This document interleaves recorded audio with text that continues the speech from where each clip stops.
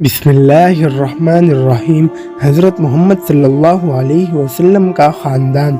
دوستو، کبھی آپ نے سوچا ہے کہ وہ کون سا خاندان تھا جس کے در و دیوار صدیوں سے ایک عظیم راز کی حفاظت کر رہے تھے؟ وہ کون سا گھر تھا جس کی گود میں ایک ایسا بچہ پلا جس نے آنے والی پوری دنیا کی تقدیر بدل دی؟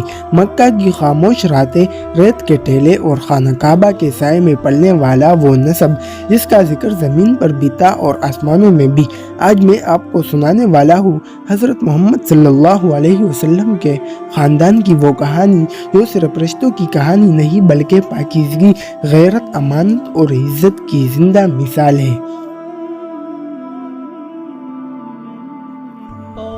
ناظرین، آج ہم بات کریں گے حضرت محمد صلی اللہ علیہ وسلم کے خاندان کی۔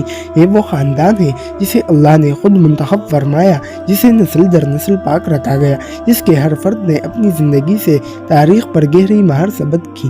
یہ جاننا اس لیے ضروری ہے تاکہ ہم سمجھ سکیں کہ نبی صلی اللہ علیہ وسلم کس ماحول میں پیدا ہوئے، کس گھر میں پلے پڑے اور کن پاک ہاتھوں میں امانت نبوت پہنچی۔ تصور کریں مکہ کی گلیاں، قدیم قبائل اور ایک خاندان جس کا نام عزت کے ساتھ لیا جاتا تھا۔ نبی صلی اللہ علیہ وسلم کا نسب حضرت اسماعیل علیہ السلام سے جا کر ملتا ہے۔ یہ خاندان تھا قریش کا، اور قریش میں سب سے معزز شاخ تھی بنو ہاشم۔ یہ لوگ خادم کعبہ تھے، حاجیوں کو پانی پلانا ان کا فخر تھا۔ ان کے دروازے کبھی محتاجوں کے لیے بند نہیں ہوتے تھے، اور اسی خاندان کے سردار تھے عبد المطلب، باوقار، ہیبت اور عظمت کا پیکر۔ جب ابرہہ ہاتھیوں کا لشکر لے کر خانہ کعبہ پر چڑھ آیا تو عبد المطلب نے بس اتنا کہا، اس گھر کا ایک رب ہے، وہ خود اس کی حفاظت کرے گا۔ اور پھر پوری دنیا نے دیکھا کہ واقعی اس گھر کا رب موجود ہے۔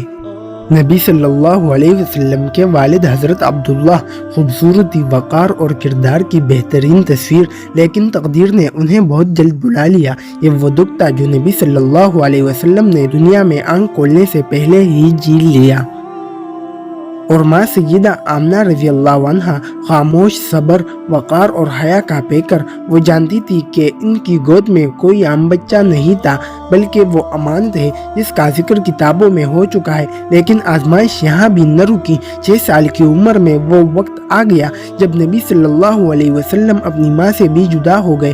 سوچئے، ایک معصوم بچہ ماں کی قبر کے پاس کھڑا ہے اور آنسو کے سوا کچھ نہیں۔ وہی بچہ جو آگے چل کر پوری دنیا کو ماں جیسی محبت دینے والا تھا۔ اب نبی صلی اللہ علیہ وسلم دادا کے سائے میں آ گئے۔ عبد المطلب کی آنکھوں کا نور، وہ جہاں بیٹھتے تھے محمد صلی اللہ علیہ وسلم کو پہلو میں بٹھاتے، لیکن یہ سایہ بھی قائم نہ رہ سکا اور ایک دن وہ بھی رخصت ہو گئے۔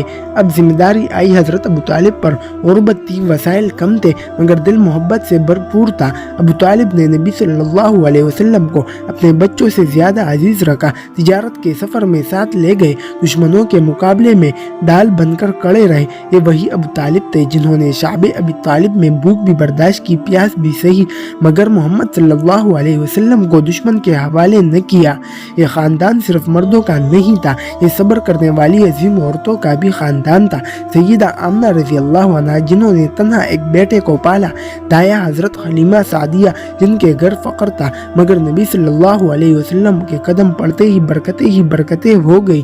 اور پھر وہ عظیم عورت سیدہ خدیجہ رضی اللہ عنہا، وہ صرف شریک حیات نہیں تھی، وہ پہلی مومنہ تھی، پہلی سہارا دینے والی تھی، پہلی تصدیق کرنے والی تھی۔ جب غار حرا سے نبی صلی اللہ علیہ وسلم لرزتے ہوئے لوٹے تو خدیجہ رضی اللہ عنہا نے کہا، اللہ آپ کو کبھی ضائع نہیں کرے گا۔ یہ الفاظ نہیں تھے، یہ اللہ کی طرف سے تسلی تھی جو اس خاندان کے ذریعے ملی۔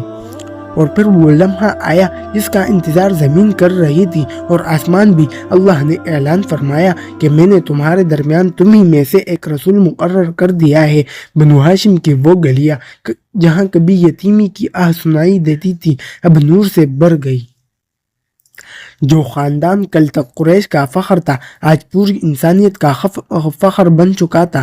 نبی صلی اللہ علیہ وسلم نے فرمایا کہ اللہ نے مجھے پاک نسلوں سے گزار کر یہاں تک پہنچایا۔ یہ کوئی اتفاق نہیں تھا، یہ رب کا انتخاب تھا، یہ قدرت کا فیصلہ تھا۔ ناظرین، حضرت محمد صلی اللہ علیہ وسلم کا خاندان ہمیں یہ سکھاتا ہے کہ عظمت نام سے نہیں کردار سے بنتی ہے، غربت کمزوری نہیں، صبر کے ساتھ ہو تو طاقت بن جاتی ہے۔ یتیمی محرومی نہیں، اگر اللہ ساتھ ہو تو وہی یتیمی دنیا کی سب سے بڑی طاقت بن جاتی ہے۔ آج ہمیں بھی اپنے گھروں کو اخلاق، امانت، صبر، حیا اور سچائی کی بنیاد پر کھڑا کرنا ہے۔ اگر ہم چاہتے ہیں کہ ہماری نسلیں سنورے تو ہمیں نبی صلی اللہ علیہ وسلم کے خاندان کی روش اپنانی ہوگی۔ اگر یہ کہانی آپ کے دل کو لگی ہو تو اسے دوسروں تک ضرور پہنچائیں، کیونکہ یہ کہانی صرف سنانے کے لیے نہیں، یہ زندگی بدلنے کے لیے ہے۔